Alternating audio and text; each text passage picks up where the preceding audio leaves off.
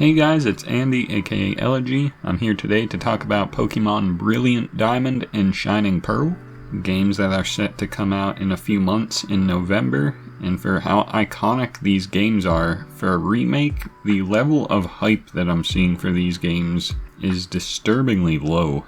I know there's many factors contributing to that, and in fact I myself am not as hyped as I feel like I should be.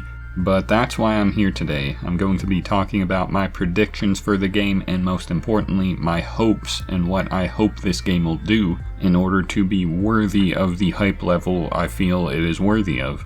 Did that sentence make any sense? Bro, it's been so long since I made a video I forgot how to talk. But yes, I'm going to try to keep this topic as streamlined about Brilliant Diamond and Shining Pearl as possible. I don't want to bring my bias towards Pokemon Sword and Shield into it, and I don't want to get too intertwined with Pokemon Legends Arceus. I feel that is an interesting side game, but I'm personally not as hyped for that game as I am for Brilliant Diamond and Shining Pearl. I will say a lot of the criticism that I've seen for Brilliant Diamond and Shining Pearl has been related to the graphics and the visuals, which has never been a topic I've been super critical of, even in aforementioned Pokemon Sword and Shield. That aspect never really bothered me, and it doesn't bother me here either. In fact, I kind of like this graphical style. The fan-made demo that was floating around Twitter a few months ago does look incredible, and it is a good representation of what the series could be, but I don't feel it is a necessity for the game, and I feel there are much bigger criticisms to be had for the game. Maybe not the game because we don't know much about it, but definitely the series as a whole. But like I said, I'm going to try to keep that out of today's discussion because I want it to be focused on Brilliant Diamond and Shining Pearl. So let's talk about it. The first and most important thing is whether or not this is going to be a faithful remake, and equally as important, is it going to remake Diamond and Pearl, or is it going to be a remake of Platinum? This isn't really a huge distinction, but it will influence the Pokédex, which is definitely a critical aspect of a playthrough. If Brilliant Diamond and Shining Pearl were faithful remakes of Diamond and Pearl as opposed to Platinum, then we would have such an inferior Pokédex. If you know anything about the original Diamond and Pearl, you'll know that there's two things atrocious in that game: the surf speed and the regional Pokédex. Most of the community, myself included, sees no reason to ever replay Diamond and Pearl when Platinum exists. It is strictly better for the Pokédex options alone. The original Diamond and Pearl Pokédex is just unfathomably bad. And because they've given no information about the game, we don't know for sure whether or not it's going to include the Platinum Pokédex or the original Diamond and Pearl.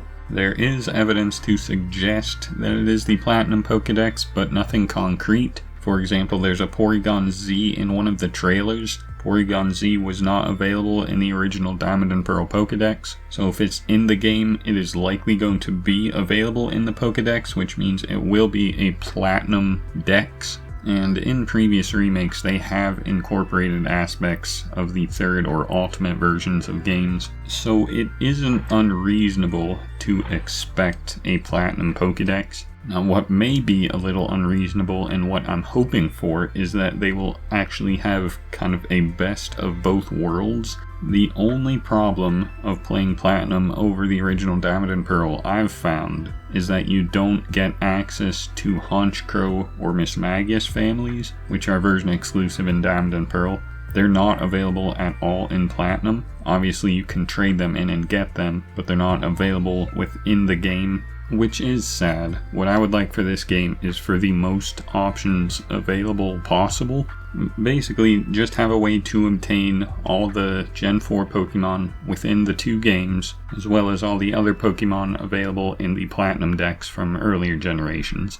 I'm just going to say this now, I'm not expecting any Pokemon past Gen 4 to be available at all in these games, both within the main game and post-game compatibility with Pokemon Home or whatever. I don't expect them to add compatibility with any Pokemon past Gen 4. It would be nice and incredible if they included the entire national dex, but I'm not expecting it, so I'm not hoping for it. Aside from that, I would basically like a lot of the core features of Diamond and Pearl and or Platinum to return. The Underground has already been in a trailer, so we know that's going to return. I hope the core aspect is still the same, but they do something interesting to keep it fresh, otherwise I likely won't get any use out of it. Even way back in the day, I thought the Underground was lackluster, especially compared to the prior generation's secret bases, and when Oris remade secret bases, even they felt underwhelming to me. So I'm not expecting to be super excited about the Underground, but I am still hopeful. Poffins and contests I really don't care about one way or another.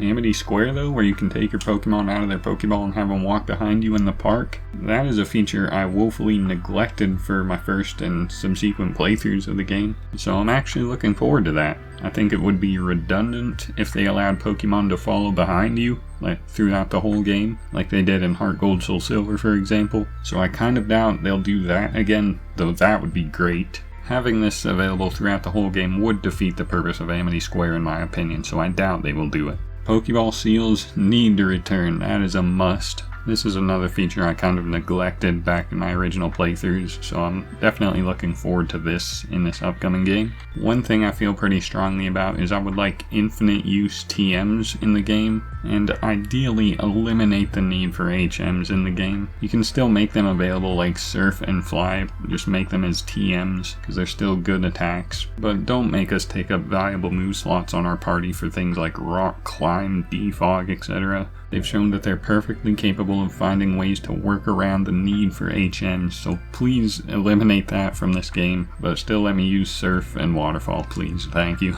One thing I feel this game is missing is a definitive post-game, so I think having some super bosses at the end, as well as other things to do like rematch gym leaders, etc., would definitely help.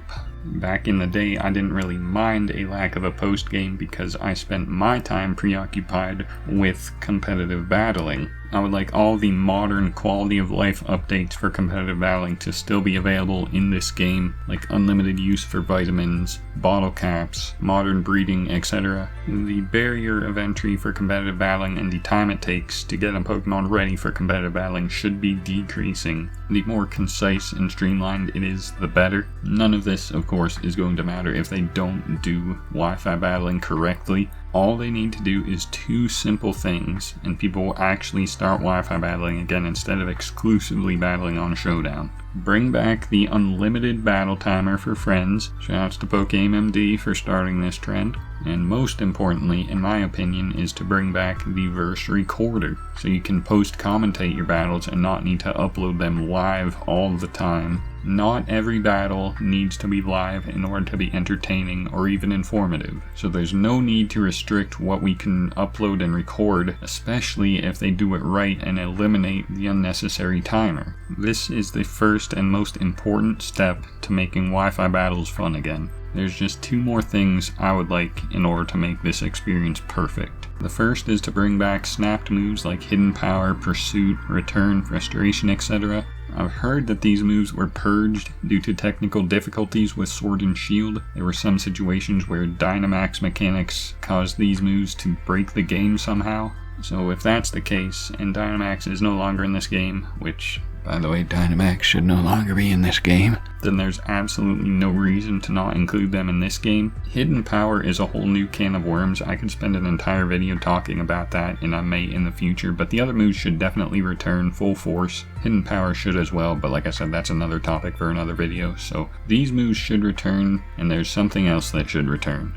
I'm sure you all probably know what I'm going to say, but I would like Mega Evolution to return. And it isn't just me, it seems like a lot of the community is expecting Mega Evolution to return for some reason. This happened a few years ago and I wasn't sure where all this hype for Megas was coming from, and once again I'm not sure where it's coming from now, but I hope the hype isn't misplaced. I really hope Mega Evolutions are returning. I have so many ideas for my Make a Mega series, and I would like to continue that series. I've been meaning to for a while now, but I've just lost ambition to do so. Could you imagine if they brought back Mega Evolutions? Could you imagine Cynthia with a Mega Garchomp? Or Cyrus with a Mega Honchkrow or a Mega Weavile? There's just so much untapped potential for Megas, and I feel the time is right. I feel like this is a perfect opportunity to bring Megas back. and if there's one final thing I'm hoping for in these games, it is the return of Mega Evolution. I started my competitive battling journey in Gen 4. With Wi-Fi battling being a new feature, it seemed like everyone was hyped to get into competitive battling back then, myself included. I ended up losing that excitement in Gen 5, however. It wasn't until Gen 6, when Mega Evolutions was introduced, that my excitement for competitive battling returned. It would be a remarkable tale of going full circle if they returned Wi-Fi battling to prominence by eliminating the timer, returning the verse recorder, and bringing back Mega Evolutions. That is my hopes, my fears, my predictions, and my overall thoughts on the upcoming Pokemon Brilliant Diamond and Shining Pearl games. If you've stuck with me throughout the entire video, thank you for doing so. I've been in a bit of a rut lately when it comes to making videos, and this was pretty fun to make, so if you guys got some enjoyment out of it, that's good enough for me. So I have more video ideas and more videos planned. I don't know when or if those videos will come out, but I hope you stick around to find out. Anyway, I'm gonna get out of here, so thank you guys for watching, and have a good day, guys.